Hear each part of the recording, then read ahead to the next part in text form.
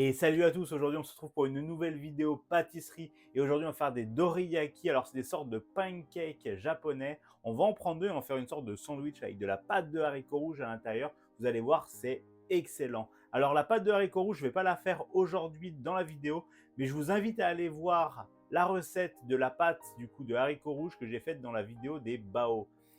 Sur ce, on va commencer par se faire la pâte parce qu'elle a besoin de repos et après on s'occupe de la cuisson. Let's go.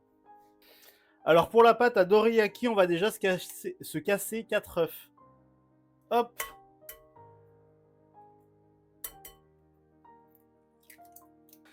Donc on a les 4 œufs, après on va mettre 140 g de sucre semoule. Hop.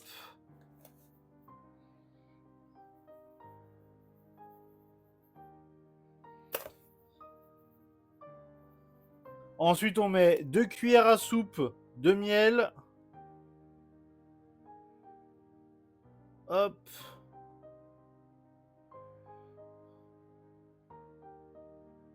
Ensuite, on va mettre 160 g de farine.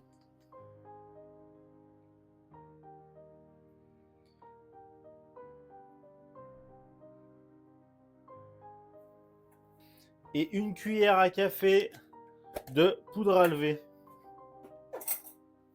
Hop.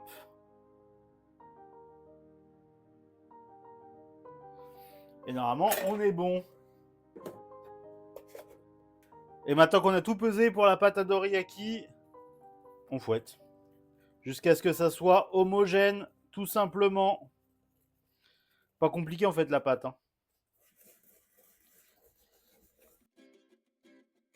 Donc là, on a notre pâte à doriyaki. On va la laisser reposer 15-20 minutes un petit peu au frais. Et on les cuira tout à l'heure pour faire les doriyaki avec la pâte de haricots rouges à l'intérieur. Vous allez voir, c'est assez sympa. A few moments later. On va s'occuper de la cuisson des doriyaki tout de suite. La pâte, ça fait à peu près une bonne demi-heure. Je pense qu'elle doit être au frais. On va venir cuire ça sur une poêle à crêpes. Ça va être un peu difficile. J'ai souvent raté la cuisson. Enfin, souvent, j'ai fait une fois. J'ai raté la cuisson parce que c'est très sucré comme pâte. Ça a tendance à caraméliser très vite. Donc, il va falloir vraiment être doux sur la cuisson. Je vais essayer de me mettre sur le plus petit feu. Puis, on va se tenter ça tout de suite.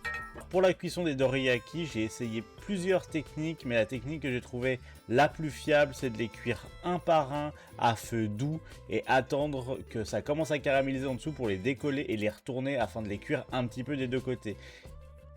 J'ai beaucoup de problèmes avec la cuisson des doriyaki parce que dans la pâte, il y a énormément de sucre et du coup, ça a tendance à caraméliser très vite sur la poêle. Mais du coup, de l'autre côté, c'est pas cuit. Donc, j'ai pas encore totalement trouvé la technique de comment les cuire à la perfection. Si vous avez des conseils, n'hésitez pas dans les commentaires à me les dire. Mais pour l'instant, je me suis occupé de les cuire un par un et de faire très attention. Et c'est ok. C'est pas les plus beaux doriyaki du monde, mais c'est ok. Donc là, je vais commencer à les garnir avec la pâte de haricots rouges, donc une pâte de haricots sucrée, c'est un classique au Japon. Et si vous vous demandez comment est-ce que j'ai fait cette pâte de haricots rouges, je vous invite à aller voir la recette des bao sur la chaîne où j'ai fait la recette de la pâte Anko.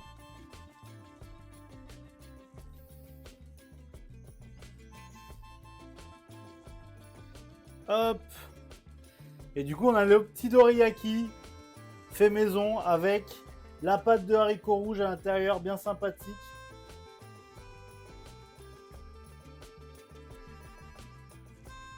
Et nous voilà du coup à la fin de cette vidéo pâtisserie. On a fait les petits doriyaki. Alors ils ont l'air un petit peu brûlés comme ça, mais c'est surtout qu'il y a énormément de sucre à l'intérieur. Donc en fait c'est juste caramélisé. Ça n'a pas du tout le goût de cramer.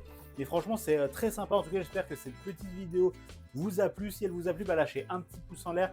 Marquez-moi dans les commentaires si ça vous a donné envie de refaire cette recette chez vous. Ou alors si vous avez des conseils pour moi, surtout pour la cuisson des pancakes, parce que j'ai vraiment galéré. Et puis on se retrouve pour une prochaine vidéo, une prochaine recette.